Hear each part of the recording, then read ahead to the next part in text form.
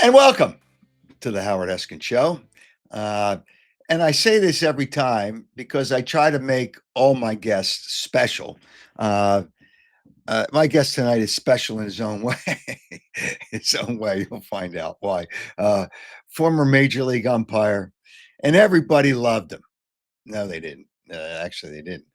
But not everybody. And there's probably some that did. But Joe West will be our guest, and then we'll talk to Joe, and we'll go over some interesting situations. I'm sure he's had some ones that I've heard about, and then afterwards, obviously, we got to deal with the Eagles. Some situations they have an injury, and this is why I think they picked up a player because I think the player that got injured is going to be out for a little while. But we'll talk about that.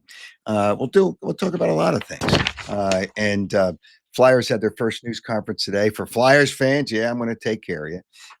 We're going to announce our winner of the Chickies and Pete's gift certificate and a chance to win a pair of Oakley sunglasses. We'll do all that tonight. But I want to mention to you, and you know it, the presenting sponsor of this program is Stillwell Financial Advisors. Jeff Stillwell. Hey, in the world we live in today, financially, there's some things, if you don't know them, you're going to lose out on trying to secure and make sure you have money and finances for the future. But Jeff Stillwell can help you out. Sharp, sharp, sharp guy. Trust me on this one. Sharp guy. Give him a call, 732-343-0813. So the Eagles have a game on Sunday, and I don't think it's going to be an easy game, and I'll tell you why. But before I do that, I want to tell you about another one of our partners, and that would be Audi Westchester. Audi Westchester, and this sale on electric cars is is going to be around maybe another couple of weeks, and that's it. So if you want to get a great deal on a 2025 Audi Q6 e-tron, $499 a month, or an Audi Q4 e-tron for $399 a month, you'll need $5,295 down for the Q6, $4,156 down for the Q4, plus taxes and registration fees. Stop by Audi Westchester. Have some fun looking at some new cars. Check out their new facility. Have a cup of coffee. Have some snacks. 1421 Wilmington Pike. Remember, this special offer is not going to last much longer. The tax credits on electric cars also go away by the end of the month. The Q6 e-tron for $499 a month, or the Q4 e-tron for $399 a month. AudiWestchester.com. And you know you missed out by not taking care of your ground and make it really nice to go outside so you can hang outside during the summer months, maybe build a pool. Piazza Property Pros. 25 years of experience tells you all you need to know. If you waited too long, don't wait any longer. As long as the weather's decent, and it's decent going to be here until December, you can get things done by Piazza Property Pros, whether it's landscaping, excavation, fencing, pool maintenance, a new pool. You can get it done now so you have it for next summer. Trust Piazza Property Pros. Their number, and they'll work within your budget. Their number 610-566-2608. Schedule a free consultation. That's 610-566-2608, or check them out, piazzaoutdoor.com. All right. Our guest, uh, you know, to know him is not to love him. To not know him maybe is to love him. And that would be former Major League umpire who's umpired more games in Major League Baseball than any other umpire. I don't know how somebody didn't take his head off before 5,000. I think it's 5,460 games. It's a lot of games to umpire. Joe West is our guest. Welcome, Joe. Well, thanks for having me, Howard. I never thought a man like you would call me for an interview like this, but I'm humbled that you did. We're going I to say that when we're done. I can remember a banquet we did years ago, and you got up and asked the audience, what's the difference between a dead dog in the highway and Joe West laying in the highway, and you said there would be skid marks in front of the dead dog. I remember Yeah, that. yeah, that's right. Well, that's probably a lot of the managers that wanted to do that. Joe, why? Joe,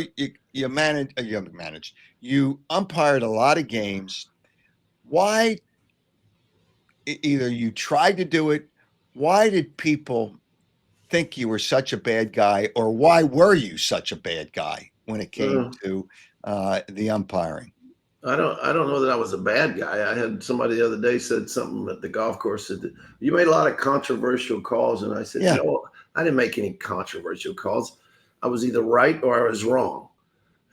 Where this controversial stuff came from, that came from the media or from somebody who was pulling for the team that didn't get the call. I didn't make any controversial calls. I was either right or I was wrong. And the crazy thing about it is I was very lucky when I got in the playoffs, the World Series, even the All Star games.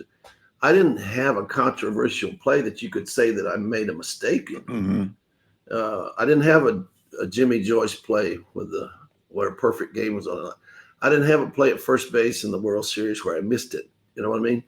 Like Don Deckinger had. And I was very lucky that uh, when I got in the bigger games, I made the right call at the right time, and some of that's luck, and some of that is preparation, and some of that is not putting up with any grief from one side or the other. I had a series in Philadelphia with the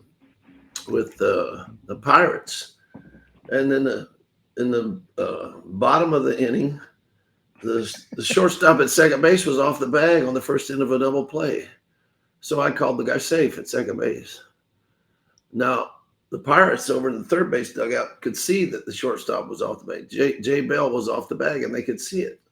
They didn't say a word. They didn't say anything. Now, the next inning, the second baseman, I forget who the second baseman was for the Phillies, he was off the bag at second base the same way. He didn't get the first out. So I called him safe. Well, before Fregosi could get to the foul line because he couldn't see from the first base dugout, I had to kick him out for his language. So is that a controversial play? No, I called both of those plays right, and I ended up kicking a guy out of the game. That's that's not fair, and I think people don't understand. All those people are pulling for one side or the other. Okay, so when you kick a guy out of the game, does it have to be profanity?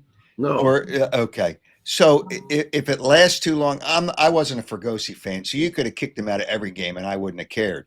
But I was not one of his fans, and he was not one of mine either, actually. well, I But can I can see where he wasn't one of yours, but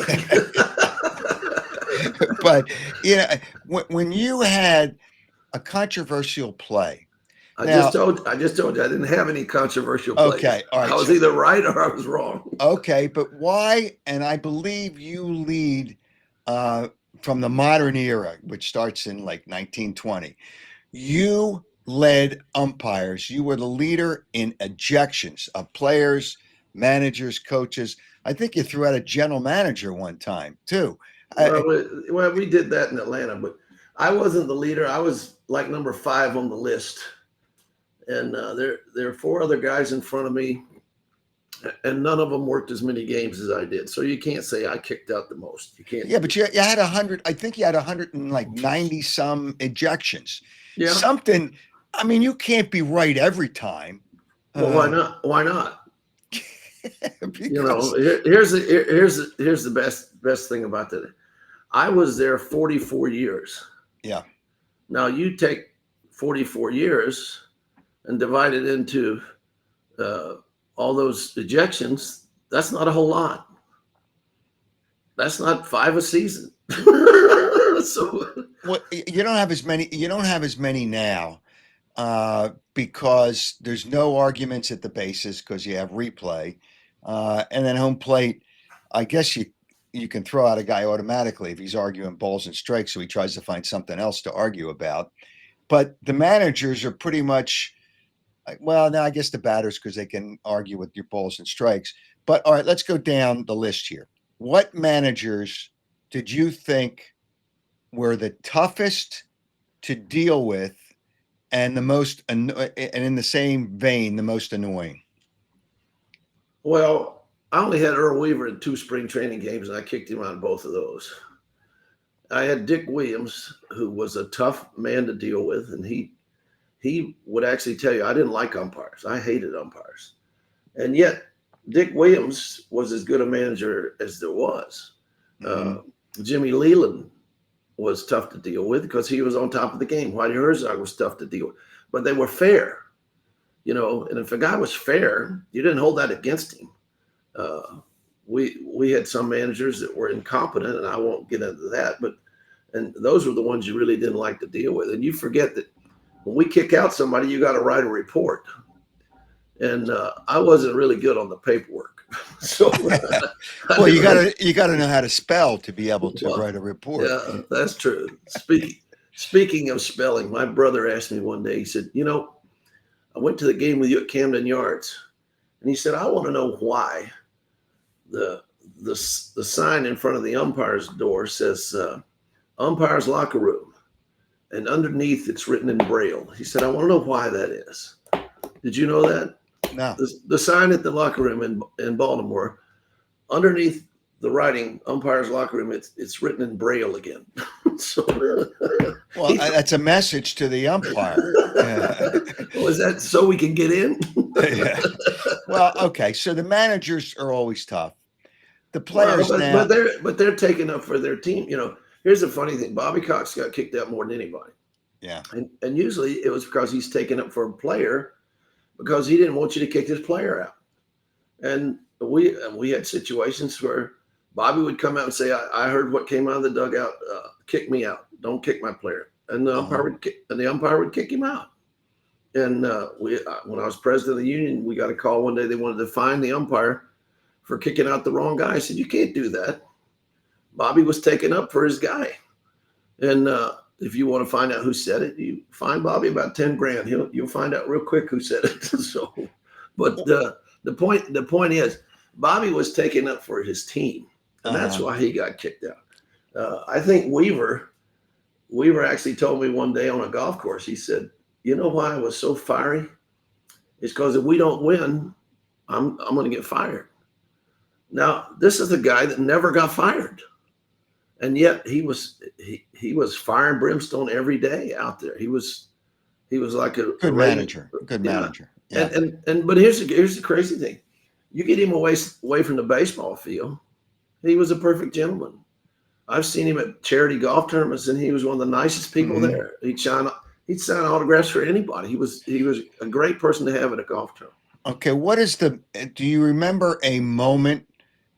We'll start with the managers. You remember a good moment or a bad moment where you kind of saved the guy from getting thrown out, but a good moment or a bad moment? And you probably had a lot of them. Well, I mean, there are times when I remember Charlie Manuel one day was trying to get kicked out, and I wouldn't kick him out. I remember that actually. and and we had Buddy Black did the same thing when we were in Pittsburgh. He just started managing. He's trying to get kicked out, and I wouldn't kick him out. Uh, That but annoys them more than anything. yeah, well, and I remember one day Larry Bowa was trying to get kicked out, and he's yelling at Eric Gregg, and it's 100 degrees on that AstroTurf, and Eric turned and said, "If I got to stay out here this heat, so do you. I'm not kicking you out." So, but there's all kinds of things that have happened out there. Some of them are funny, some of them are dangerous, some of them, our biggest problem, and I had a meeting with the Players Association. Our whole board went to meet with the Players Association just as Joe Torre was taking over the umpire Hmm. department. And I was sitting in there and I said, guys, I've been umpiring over 30 years and I have never kicked out a ball player or a manager. And they all looked around the room like, what is he talking about? And I said, they kick themselves out. And usually that's what happens. And I talked to Tony during that meeting. Tony Clark was the head of the Players Association. Right. I said, your biggest problem, Tony, is you don't educate the young player when he comes to the big leagues as to his etiquette as to how he should handle things. And I I, said, and umpires are just as bad too, because we don't educate our young umpires the way we should and tell them how they should conduct themselves too. So it's a mutual thing. And here's something people don't realize, and I think you understand it, but you like being the instigator. A little bit. Baseball is a family. There's the bat boy, there's the ball boy, there's the ticket, the usher ticket, the guy in the parking lot. It's a family, and you have to respect the entity of baseball, because without baseball, there's nothing there. And I remember a guy yelling at me one day in Shea Stadium. He says, "Why don't you like our manager, Dallas Green?" And I looked up and I said, "I do like Dallas Green." He said, "Well, you're always yelling at him." I said, "I yell at my wife too. That doesn't mean I don't like her." So the things that people do and say in the heat of wanting their team to do well is really interesting. And I mean, you hear some really funny things from the fans. I remember working a game in Houston, and Johnny Mitch is catching, and this guy on the first base side by the Houston dugout is ripping me to pieces. And he's sitting about 6 rows up. And in the fourth inning, he finally lost his voice. And Bench looked around at me and said, "You got him now." Like, but they see those things, they hear those things, and like we talked about before we went on there, there's not a whole lot you can say to me or any other umpire that worked a few years that he hasn't heard. So Dallas Green was a fiery guy. But before we get to Dallas Green, you brought up Larry Boa. When Larry Boa was a manager and he knew he couldn't do it with the players, and he was, as a player, bopping up and down and yelling at you. Do you remember any confrontation with Larry Boa when either was a manager or a player? well, yeah, when Tony Gwynn got kicked out, he came out and asked him what he said. And Tony said, I told him if he thought that was a strike, he's out of his mind. And he started yelling at Tony. He didn't yell at the umpire. That's when he was a manager at San Diego. Yeah, yeah. Yeah. Oh, and Bo would bop up and down, and his head would be bobbing at the umpire right in your face. Uh, and sometimes the umpire, it got to him. Some umpires, they let it get to him. You just stood there, I guess, and then you just let him, talk himself out more than Well, anything else. the greatest piece of advice I ever got came from Doug Harvey. And I was a young umpire, and Doug actually asked for them to put me on his crew. Mm-hmm. And Dave Kingman was hitting for the Mets, I think it was. Either the Mets or the Cubs, I don't remember. But anyway, he didn't like a 2-strike pitch I called on him. And the next pitch was ball 4. And he said something really sarcastic and smart going to first base on ball 4. Well, here I am. I just called ball 4, and I'm chasing him down the first baseline, screaming at him. Now, no one understood what was going on because they didn't know what he said. And between the innings, Doug Harvey walked down to me and he says, on your worst day, you're going to be better than all these players. On your very worst day, you're going to be better than all of them. He said, don't let them get you upset. Don't let them ruin your day. What was the best piece of advice I ever got? I don't think from that point on that I ever yelled at a player unless it was trying to break up a fight or something. But Joe, I remember there was a game in Philadelphia, and I forget which player told me. There was a player at the plate. You were at second base, and the player asked you to move because I don't guess. I know he felt that you were in the vision of the pitcher releasing the ball. So he asked you, and you wouldn't move. I was told you wouldn't move at second base. Do you remember that? yeah, I remember a couple of us guys that did that because we didn't want to be taken out of position. but if it's the one I'm remembering, it was with Terry Tata and I think it was Dykstra. I think Dykstra got kicked out of the game. I wouldn't shock me. Yeah, but yeah, I mean, you can't ask the umpire to move out of position. Yeah, but Yeah. if the batter has trouble seeing the ball come out of the pitcher's hand, the umpire should work with him a little bit, right? Oh yeah, we used to move for Mike Schmidt all the time because we worked tight at second base on the inside of the diamond. He'd come to bat, and if he could see you out of the vision of the pitcher throwing the ball, he'd ask you to move, and we would move. I don't remember the exact thing that happened with Dykstra, but I do recall he got kicked out one time over something that trivial. But Schmidt would ask us to move. He'd put his hand on top of his head and ask us to move. We did that. Okay. What players were, and players just bitch about balls and strikes all the time because they think they got the strike zone down. What players were the toughest for you or the most argumentative for you? Well, the Pirates had a guy when I first started named Tim Foley. Oh, I remember Tim, shortstop. Yeah, and he was a pretty steady shortstop. I think he was on the Pirate team that won the World Series.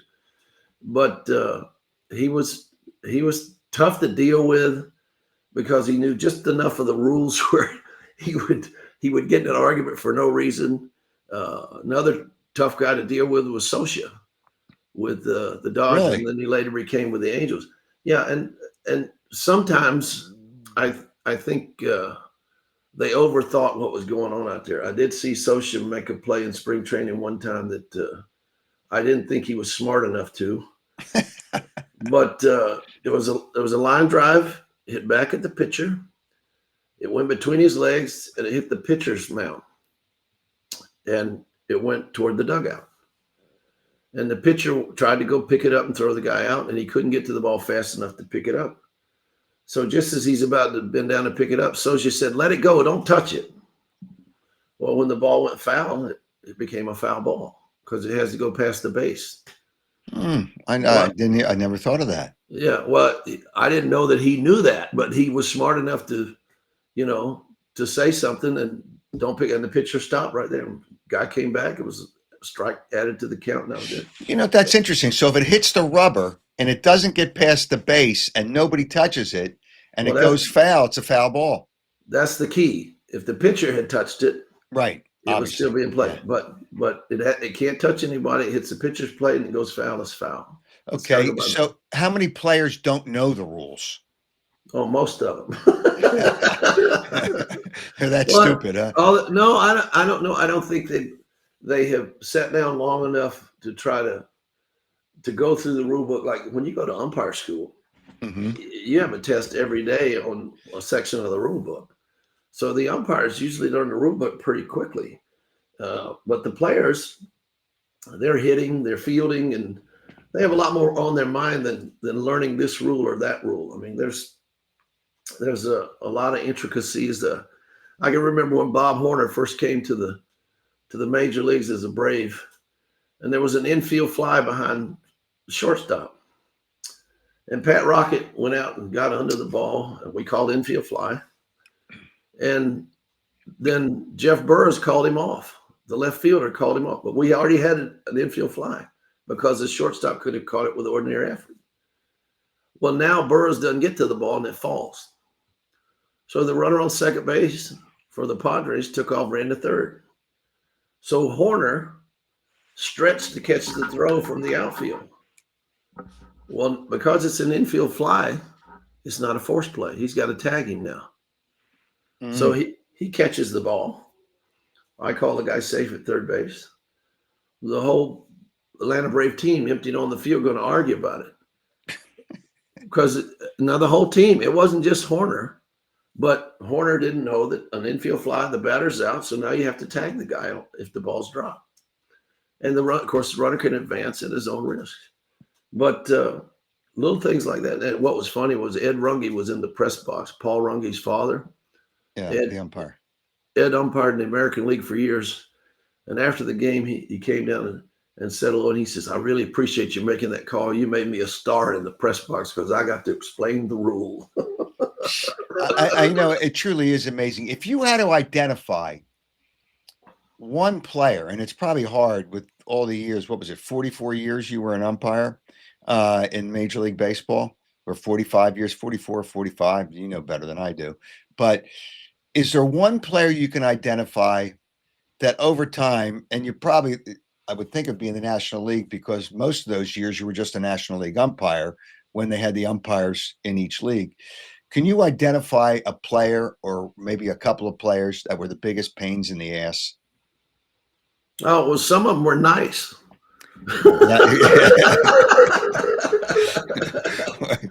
They weren't nice if you called them out on Well, strikes. Adrian Beltre, he'd take a pitch right down the middle, and you call it strike. He's that ball's outside, and he was just teasing, you know. And I got asked one day. He says, "Who's the guy that complains the most?" And I said, "Adrian Beltre." And then I explained what it was, and so the commissioner fined me for saying that about Beltre. Why? But did he complain? But he complained the most, right? We complained, but he was being, in jest, Oh, okay. So he He, wasn't he really complaining. He was just giving you yeah, a hard time. Uh, yeah. but there had to be the star players, I think, because you see them at the plate. If they take a pitch and they think it's a ball and the umpire calls it a strike, they think they know better than the umpire. And I've seen usually with star players, the average guys just kind of say, oh, okay. The star players think they got it all. They got they know balls and strikes better than anybody. So is there one of those players that you remember being a pain in the ass? Well, I wouldn't have called him a pain in the ass, but Gary Carter had two strikes on him, one when he caught and one when he hit. It was Oh completely different. yeah, right. Completely different. And I don't know if there weren't many better clutch players than Gary Carter.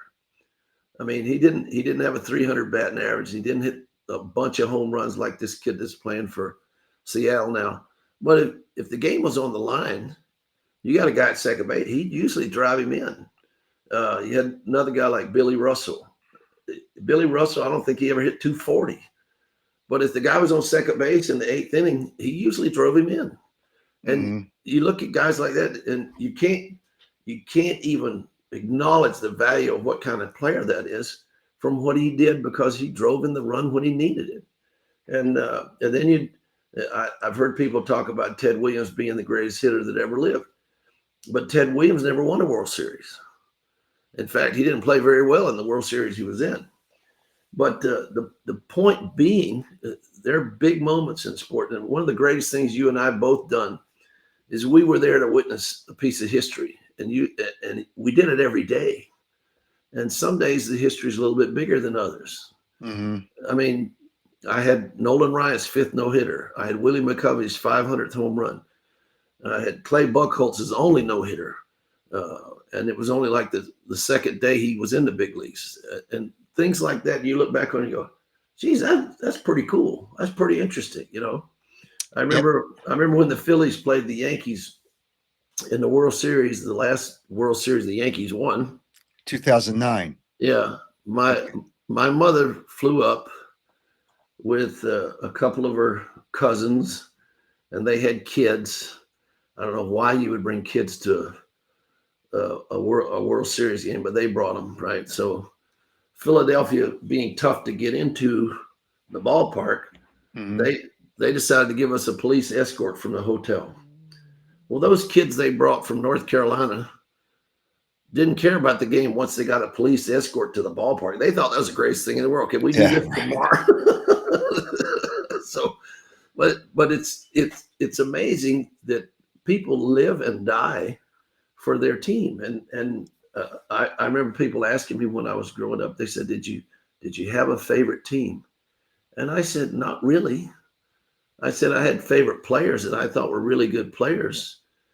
In fact, Joe Morgan asked me who I thought the best player I ever saw was. I said, Willie Mays. Yeah. He said, you didn't have Willie Mays. I said, I know, it's a good answer for me, isn't it?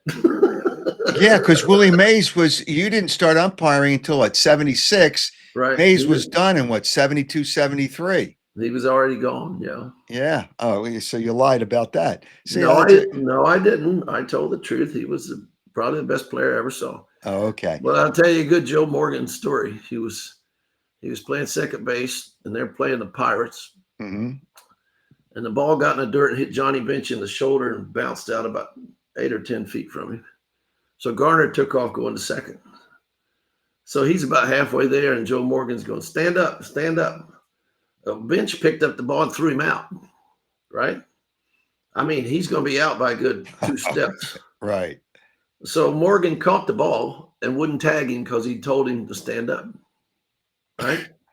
His teammates had to be real happy about that. Well, the first guy yelled at him was Concepcion.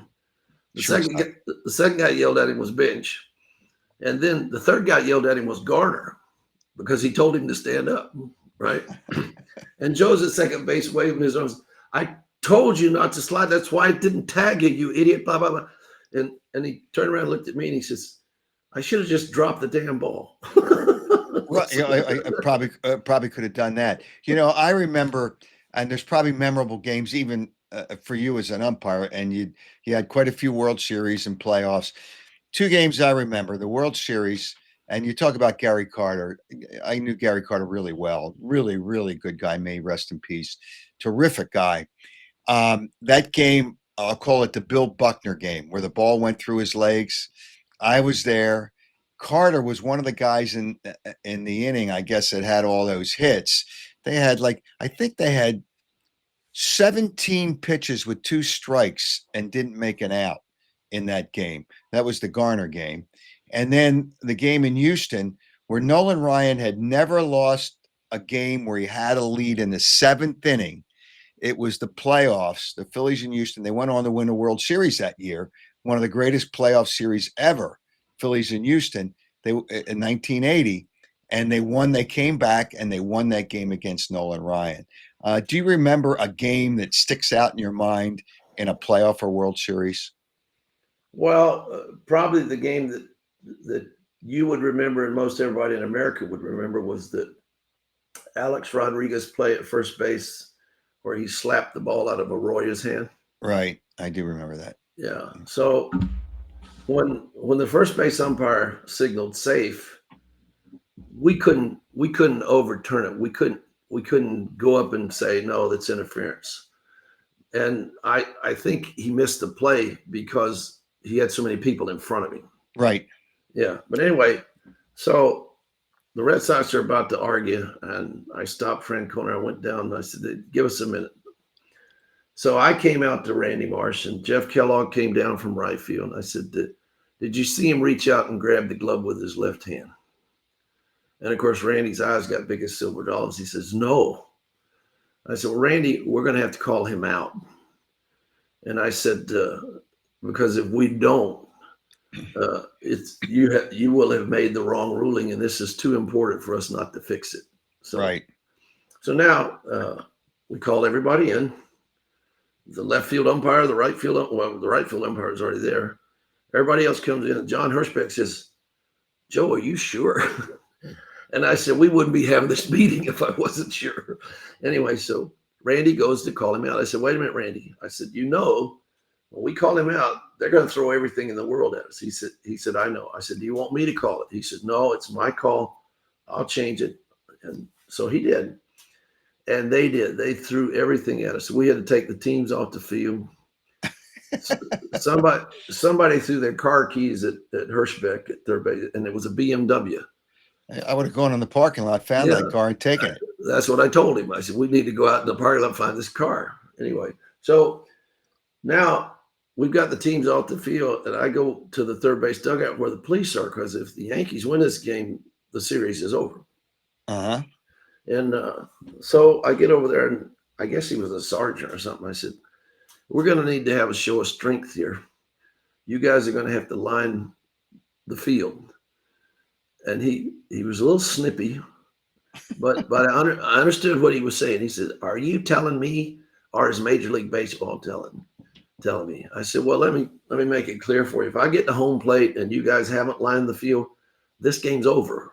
He said, yes, sir. And he took off. And they lined the field. And in like 3 minutes, they had arrested 16 people. And we played that inning with them out there. I think we played the next half inning with them out there. But and the commissioner's office, well, they were upset. I bet they were. Because we lined the field with the police. And their security people went and told the commissioner, that's what he needed to do. You think we were going to control 60,000 people just by telling them, no, don't do that? Yeah. So, and that was, I remember that play because there was so much involvement. And then the next day, when we went to home plate, we actually got a slight applause from the New York fans because we called it right. The people on the air took up for us because we made the right call. and they actually stood up and applauded when we took the field. It's the only time I ever got any kind of ovation for walking on the field. You know what? That brings something to mind, and I don't know if I've seen it. There's probably a game where the manager comes out with the lineup card, and the day before he gave you a hard time or you gave him a hard time.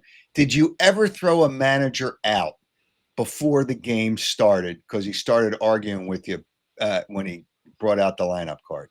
Well, yeah, I got Bobby Wine and Dallas one day for that. You threw them both out before the game started? It was the second game of a doubleheader, and we told him when the game was supposed to start, and Bobby brought the lineup cards out, and he was late. Jimmy Leland's standing there tapping his foot, and we're standing there tapping our feet. And so when Wine came out, he said something smart. And I said, well, you know, Bobby, all you're doing is bringing the lineup cards. You can go back into the clubhouse now because you're gone. And so I think it was the first time he'd ever been kicked out. It might have been the first time he's ever kicked out. Wow. So now Dallas is going to take up for him. I kick him out. Then the game hadn't even started, you know. Oh, wow, that's great. All right, is there a pitcher? Pitchers, obviously, pitchers and catchers involved in balls and strikes, obviously the most. Is there one pitcher that you can think of that would complain a lot about the way you called balls and strikes? Well, yeah, Gaylord Perry. Of course, I had Gaylord when he couldn't throw hard anymore. Mm-hmm. So I think this was with I think it was with San Diego when this happened, but he came into Philadelphia and he struck Mike Schmidt out on 3 times. Mm-hmm. Not one pitch was close to the plate. And Mike was jumping out of his shoes trying to hit him. And he walked Greg Lazinski hitting behind him all 3 times. And late in the game, he's throwing the pitches just off the plate. I'm calling them a ball. Mm-hmm. And he's waving his arm like outside, inside, whatever, you know. And after he did that about 5 times, I said, why don't you throw that weak stuff over the plate? He said, if I do that, we'll hit it. So that's a good point. That's actually a good point. Hey, was there the thing that I don't particularly care for? It's a ball or a strike. But when the catchers would take the glove and bring a ball and frame it up as a strike, and some of the umpires bought into that nonsense. Was there a catcher that did that more? And did that fool a lot of the umpires? No, I think that the Braves were very good at trying to cheat and get pitches because they would set the catcher up on the outside corner of the plate. They wouldn't get behind the plate. He'd set up on the inside or the outside. And they intentionally screamed at the younger umpires. And, you know, the guy's going along and he's having a good game. The pitch is just off the plate. And then there's Bobby Cox in the dugout yelling, where was that pitch? Well, I mean, after a while, the kid's going, maybe I'm messed up here, but they look like they're outside, you know. So anyway, they were big on picking on younger umpires, and I think that helped their staff. But you know, I was really lucky when I came to the big leagues. I came up with Jerry Crawford and Eddie Montague and Jim Quick and Eric Gregg, and I mean, I came up with guys, and our supervisor was Al Barlick. And if somebody was yelling at you from the dugout, Al expected you to shut them up. So I was lucky I didn't have the problems that these younger kids had. Right.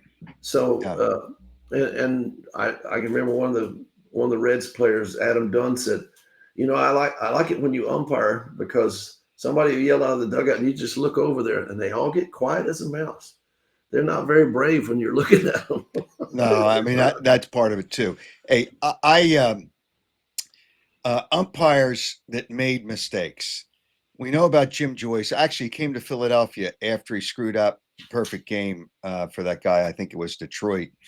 And he admitted probably after the game, but he admitted it. I talked to him when he came into Philly. It was the first game of the series. It was a Sunday game, and then he came to Philadelphia. But there's plays that I remember, um, and one that will eat up Philadelphia people if they're old enough to remember the '77 playoffs, Phillies Dodgers. Uh, Boa makes a great play at shortstop. The ball deflects off of Mike Schmidt's glove. Boa grabs it. Bruce Fleming was at first base. Boa grabs it, throws to first. I think Davy Lopes was the runner. Phillies ended up losing that game and losing the series. They were the best team in baseball that year. I think Bruce Fleming fell asleep. And my point is, do umpires ever, when you guys talk to each other, ever admit, I did screw up that play? The guy, Davy Lopes, was out. He called him safe because I think he relaxed when the ball went off of Mike Schmidt's glove. But Boa was quick enough to pick it up, throw it. He was out at first base. He was out. Do umpires ever talk to each other and say, you know what? I really screwed that play up? Oh yeah, all the time. Mm, And no one feels worse than the umpire that made the mistake. And a lot of times you don't have to tell them you thought they made a mistake. But here's the funny thing, and a lot of people don't really understand what the psyche of an umpire is.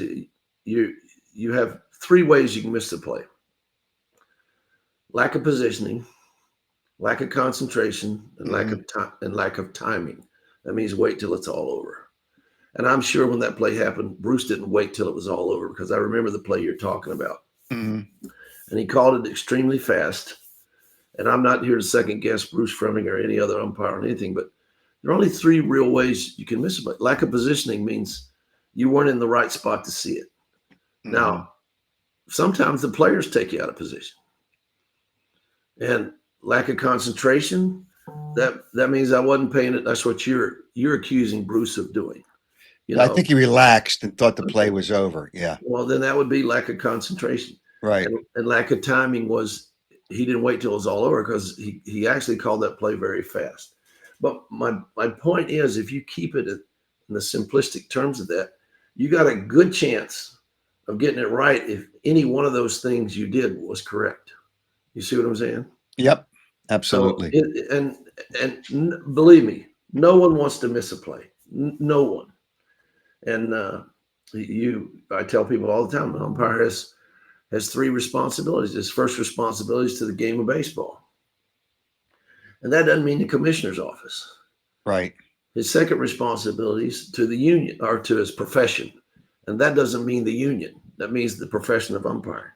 And Gotcha. his third responsibility is to do what he knows in his heart is morally honest and correct. And if you do those three things in that order, nothing you do will be wrong. You'll get chastised for it. You'll get chewed out for it. You'll get yelled at for it. But that's your responsibilities. And you don't remember, well, you would remember this because you know it. You're the only official representative of baseball on the field. Hmm. Everybody else is playing. You're responsible of getting the game conducted in the proper fashion. And if you look at that and look at how umpires umpire, they're going to be people that are much better umpires at what they do than you really are accustomed to judging them, because Right.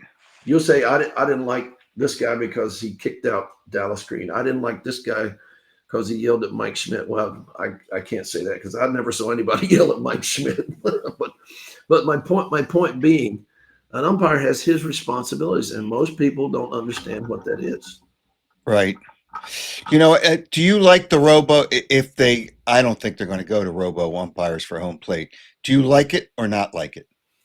Well, we did our tests on it when I was still working, which is over 4 years ago now. But that machine misses more pitches than the umpires. We had a we had a guy named Andy Fletcher who was a real good umpire, Mm, and when they put these machines in to grade everybody, they would get a disc from the office saying, "This is how many you missed. This is how many you got right." Right. So I was working with Andy, and he came to me and he said, that machine said I missed six pitches. Said I missed six pitches yesterday. I said, well, I was working second base and I didn't see anybody argue. What are they talking about? He said, I don't know. They said I missed six pitches. I said, well, how many did it miss? He said, oh, it didn't track 14. I wow. said, well, let me get this straight. It didn't track 14. That means it didn't call anything. I said, we're going to start using a machine that misses twice as many pitches as you did. And he didn't think that was very funny. Boy, I don't think they'll ever go to it. I want the ability for somebody to argue with an umpire, and really the only area that I think that could happen would be home plate. So I take that away. With instant replay, you've taken away Well, all that. when they put instant replay in, they thought the ejections would go away. The first year they had instant replay where they could challenge stuff on the bases, Uh-huh. ejections went up 30%. Did you know Really? that? Yeah, No. because the managers would come out and argue the replay, and Uh, that's an automatic ejection. well, you can't. Yeah, you can't argue the replay. All right, Joe. A couple of personal things. Where did you get the name Cowboy Joe? Were you a singer to get it, or Oh how did you yeah, get the name Cowboy Joe? yeah. I cut an album and I did it at Gilly Studios down in Texas. And the first song on it was Blue Cowboy, which I actually wrote. I sent it to Merle Haggard, and his fiddle player sent it back, and he said, if Merle cuts this, it'll only be a B-side record. You won't be able to do anything with it. He says, why don't you put it out and it'll be a novelty kind of thing. So I did. And my first residual check came from Japan. They played it over there. So, You don't sing anymore, right? oh yeah, every New Year's I'm singing in Nashville at 3 different clubs. Oh, really? Yeah. You don't have any instrumental behind you, but you want to give us a couple of bars,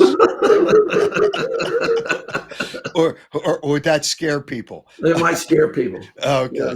all right. It's really classy. That album has done very well for me, and it's really funny because Randy Marsh's daughter says, "I really like that. Take Me Out to the Ball Game you did." And I said, "I didn't sing on that." She said, "That's why I like it."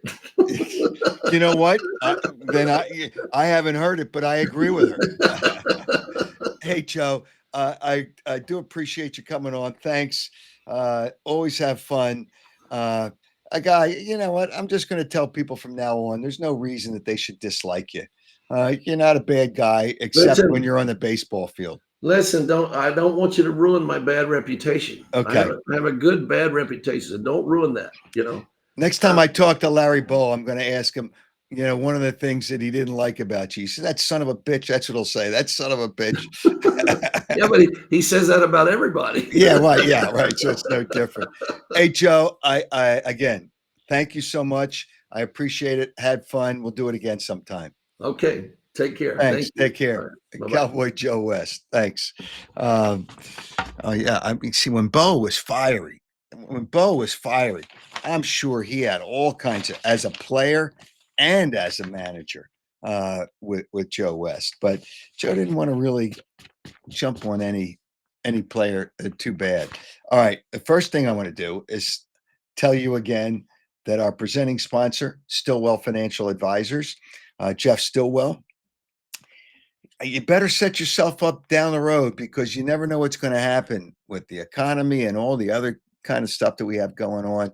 And Jeff Stillwell, Stillwell Financial Advisors, absolutely, positively, 100% can give you some great ideas. Just give him a call.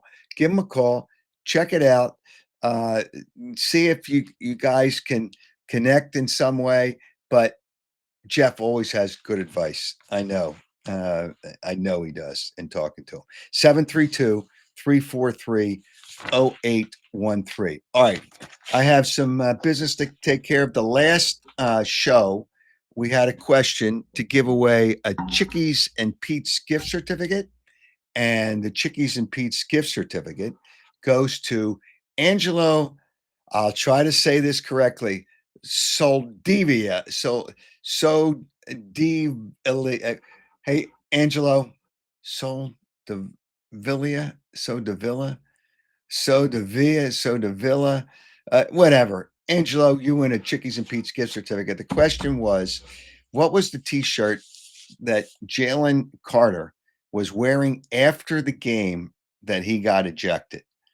And the answer to the question was, this year I'm a rich guy, which I thought was kind of obnoxious, but nonetheless, hey, listen, we players make a lot of money even when they're not making the millions and millions.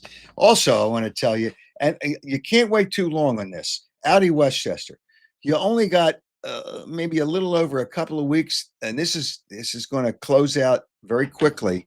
It's going to close out soon. Let's put it that way. If you want to get a great deal and lease a 2025 Audi, an electric car, the Q6 e-tron for $499 a month, or an Audi Q4 e-tron for $399 a month, you'll need $5,295 down for the Q6, $4,156 down for the Q4, plus taxes and registration fees. Stop by Audi Westchester, check their new facility out, grab a cup of coffee, grab some snacks, look at some new vehicles, which is always fun. The people are great. You'll have a really good time. Special offer won't last long. 2025 Audi Q6, the e-tron for $499 a month, obviously, and the Q4 e-tron for $399 a month. Check it all out. Not going to last long. Check it out at AudiWestchester.com. And I mentioned this earlier. I'll say you wasted the summer having a good time, setting up your property. Look at what Piazza Property Pros can do for you, whether it's a fire pit, whether it's a hot tub, whatever it may be. They can take care of your property. They can also build you a pool. Now, you didn't get one this summer, you procrastinated. Check them out. They can still do it before the end of the year. 25 years of experience with Piazza Property Pros, specialize in turning that property of yours into a great, great reality. Unmatched customer service. They don't subcontract, which is a good thing. Landscaping, pool maintenance, excavation, fencing, whatever it is you need on your property, I'm sure they can do it. Call them. They'll work within your budget. 610 566 2608. That's 610 566 2608. Or check them out at piazzaoutdoor.com. I will have a question towards the end of the show to win a pair of Oakley sunglasses, too. So when I have that question, we'll get you up there. And we'll tell you how to register to try to win. All right, so here's what I want to do now. Nick Sirianni, and I want to explain myself. Where did I put? Here it is. I want to explain the situation. Nick Sirianni speaks on usually normal weeks, Monday, Wednesday, Friday, and then after the game. So Monday he spoke. There's really not much to say because there was some time off. Today, you're getting ready, the first day of practice. All right, what's going on? He won't tell you about injuries, but they signed a running back, which indicates to me if they signed a running back and I think they gave up 2 draft picks, that means somebody's going to be placed, I think, on the IR. I saw where Will Shipley has an oblique injury. He did not practice on this Wednesday, which an oblique injury is not a 1-week thing. I got to think before Sunday's game, Will Shipley's not going to play. I got to think there's probably a chance with an oblique injury, you might put him on some kind of injured list, which keeps him out. I think it's 4 weeks, but keep an eye out on that. Will Shipley's the guy. That's why they got the running back. I kind of knew somebody had to be hurt. So that happened today. But Nick Sirianni, he's not going to tell you about that. We'll see about that. He'll say, we'll see about that. We don't have to say anything till the end of the week. Okay, I get all that. People know whether the guy's hurt or not hurt. And I understand. But the simplest questions, I want to be straightforward. I like Nick Sirianni. I like him as a person. I like his personality. I really like him as a coach. The players play hard for him. They'll go to the wall for him. But what's so hard about answering the simplest questions that you know the answer and the other team's going to know it beforehand anyway? And the question he had today, it was the first question of his news conference, and it was an obvious one. He knew he was going to get it. He's better hire a PR firm because he's not doing a good job at answering these questions. All right, let's listen to this. Has Jalen Carter learned his lesson?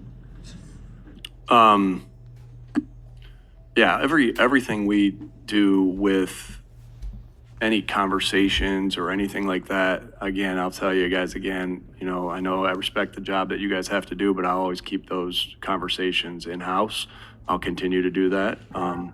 Much like if I had a conversation with you and we work together and, you would probably expect me to do that same thing. And that's my job as the head coach, and all things like that with any conversations with players, whether it's, of something that happens in a game, a moment in the game, like there's the information that I will always keep in-house. Sure. With respect, though, Nick, I'm not asking about the conversation you might have had with him. I'm asking about Yeah, your, and your I confidence. answered it how I wanted to answer What it. do you think of the league's discipline?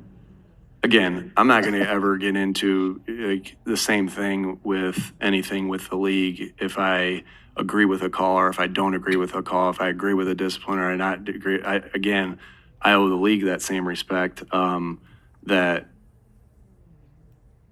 again, you don't air business out there, so won't get into that either. Okay. I think the first question, and I don't know if you heard it from the beginning. Let me just make sure. Okay. Has Jalen Carter learned his lesson? Has Jalen Carter learned his lesson? Now, there's a simple answer to the question, and the reporter gave him an out by saying yes or no. You know he's not going to say no. He didn't learn his lesson. So just say yes, and we're going to move forward from that. Yes, that's it. But you've answered the question. Just answer the damn question without. Hey, you think Jalen Carter would be offended if you said yes? I think he did learn his lesson. You don't even have to get that deep. Yes. Yes. You think Jalen Carter would get upset? No, because Jalen Carter admitted his mistake after the game. Just answer the question, like with the Cooper DeJean thing.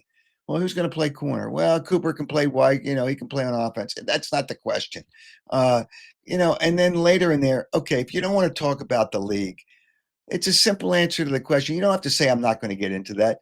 The league makes their decisions. We have to abide by the league decisions, and we move on. I could do PR. This is not rocket science. This is not rocket science.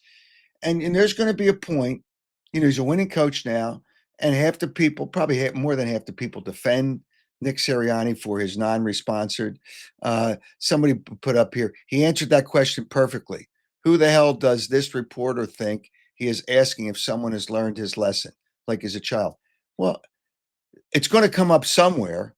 So you don't get too in depth of, he didn't answer whether he thought Jalen Carter was right or wrong. No, you're wrong. Another fake. Well, I don't even like his name. I don't even like his name. So the guy, you're obviously an idiot with that screen name. But because I'm not even going to get into that. But the reality is, it's simple. And he didn't say yes. In the transcript, it says, yeah, but that yeah was just so he could pause to think about what his answer was going to be. Pretty simple. Yes. And we're going to move on to the next game. That's the last game. That's it. Pretty simple. It's pretty simple. All right. So I've dealt with Nick Sirianni. This game on Sunday, and we'll talk about it on Saturday, and you can chime in. I think this is a real tough game for the Eagles. The Eagles needed Kansas City to win their opening game.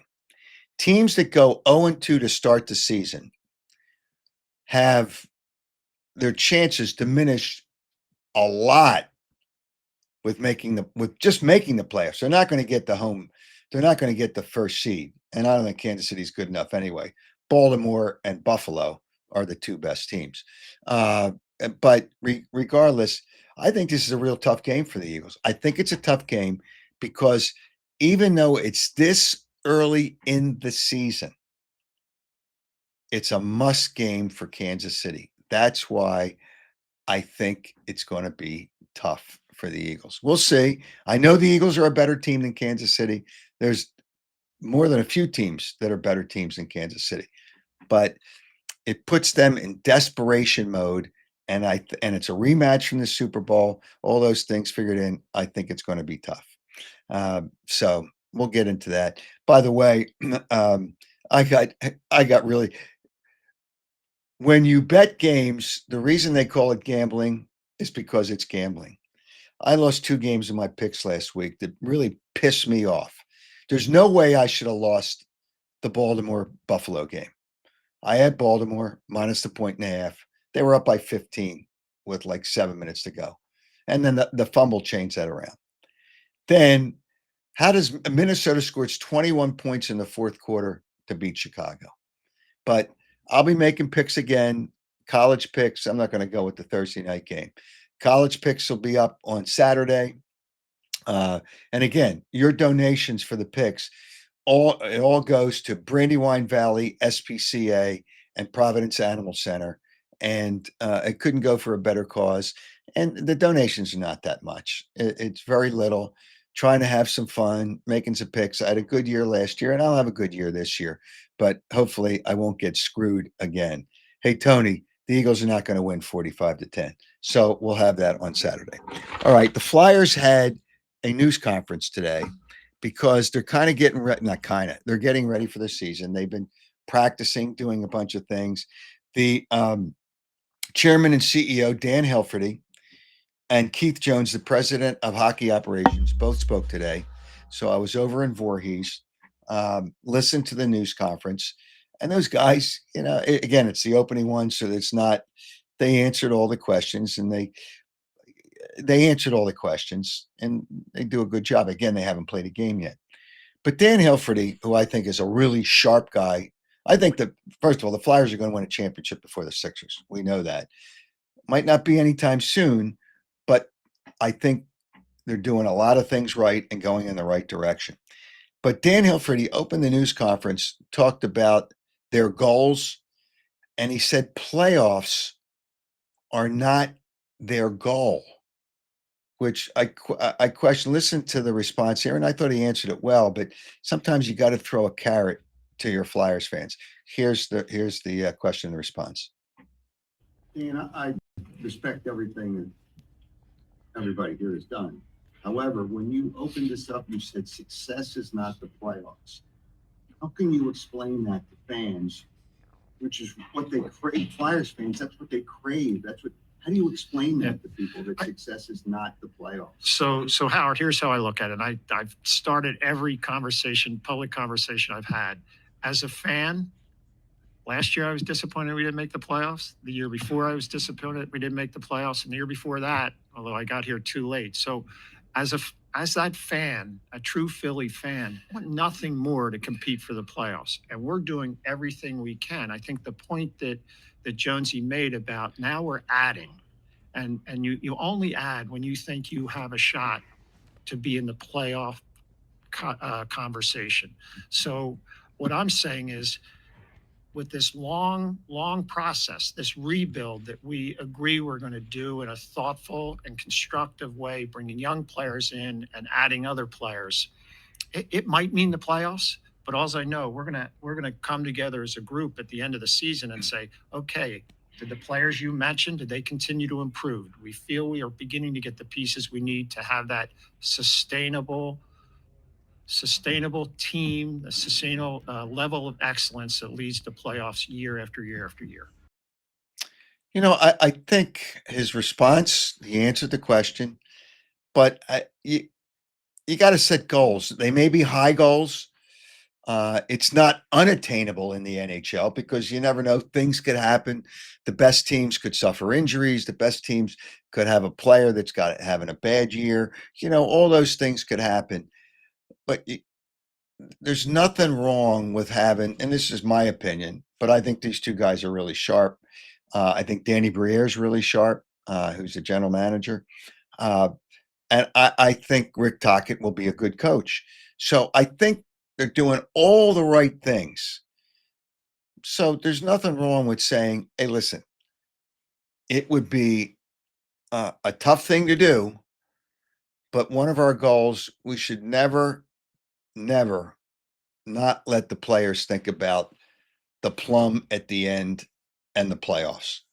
Whether they think they're telling you that if it's not a goal, they don't think they can make it. Well, yeah, sure they can. Things have to happen. Players can play better, but that's just my opinion.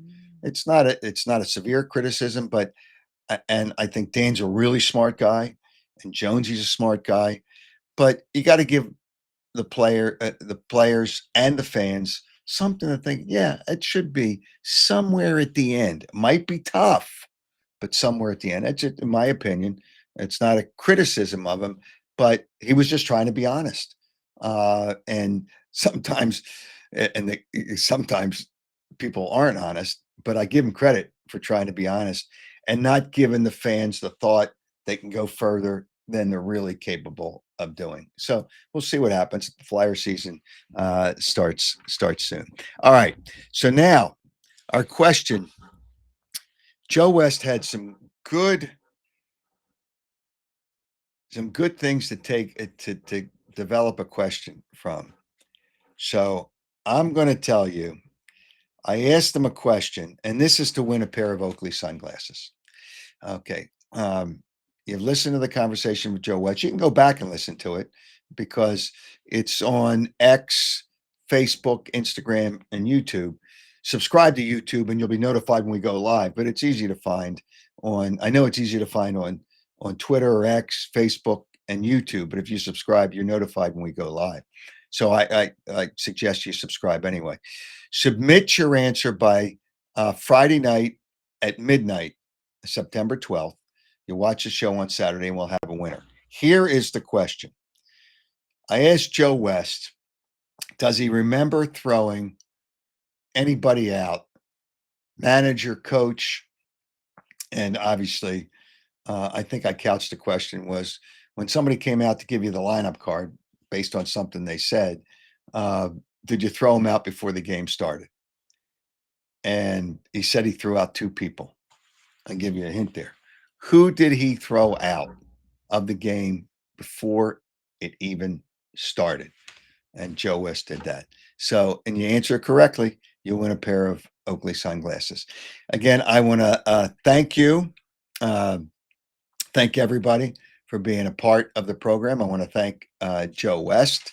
I want to thank everybody that I want to thank people that make donations for my picks because it's so nice to help out both Brandywine Valley SPCA and Providence Animal Center, and they have events where they have adoption events, which is a good thing to become a part of.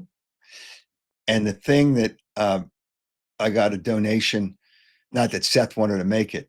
I bet him that the Eagles players wouldn't be out there for the Super Bowl banner drop. He said they would. Bet him $1. He said, I'll give you 100 to 1. He gave me $100 bill.